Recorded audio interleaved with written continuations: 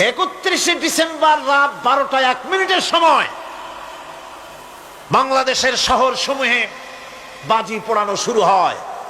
কথা ঠিক কিনা? আমি জিজ্ঞেস করতে চাই, এটা কি খ্রিস্টানের দেশ? জোরে বলেন, এটা কি খ্রিস্টানের দেশ? অবশ্য আমাদের দেশে খ্রিস্টান, হিন্দু, বৌদ্ধ যারা আছে তারাও আমাদের নাগরিক, সন্দেহ নাই। কিন্তু এই দেশ হচ্ছে পৃথিবীর দ্বিতীয় বৃহত্তম মুসলিম দেশ। খ্রিস্টানেরা নববর্ষ উদযাপনের জন্য বাজি পোড়াক, ফুর্তি করুক, যা মোল্লায় তাই করুক, কিন্তু একজন মুসলমান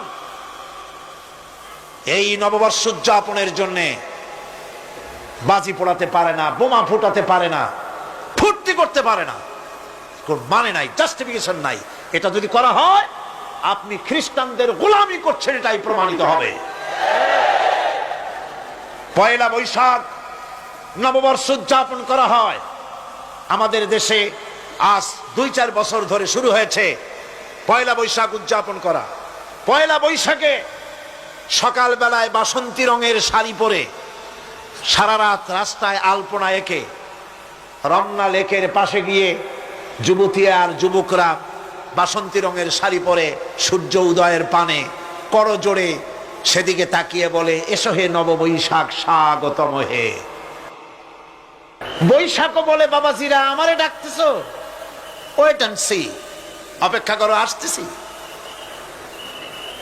যে বৈশাখকে ডাকা হলো, স্বাভাবিক বৈশাখ কাল বৈশাখীর রুদ্র রূপ ধারণ করে 180 মাইল স্পিডে এসে বাড়ি ঘর কল কারখানা ভাঙ্গা জনমের মতো স্বাগতম হে।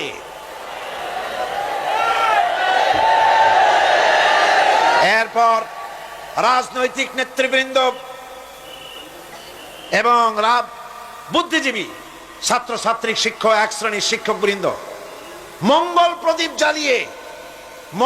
প্রদীপ জ্বালিয়ে দিনের সূচনা করেন। কুকুরের মুখোশ, গাধার মুখোশ, কুমিরের মুখোশ পরে মিছিল করেন। ঢোল আরো কি হাবিজাবি বাজাইয়া ফুর্তির চোটে শীতই পড়বে না খারাপ হয়ে থাকবে দিশা করতে পারে না। ঠিক কিনা কন? আমি জিজ্ঞেস করি, পয়লা বৈশাখের সাথে উদযাপন, নববর্ষ উদযাপনের সাথে মুখোশ পরার সম্পর্ক কি? গরু আর গাধার শূকরের মুখোশ পরে আপনি কি বুঝাতে চান যে নতুন বছরটা জাতির সাথে গাধার মতো ব্যবহার করবেন অথবা কুকুরের মতো? নাউযুবিল্লাহি মিন যালিক।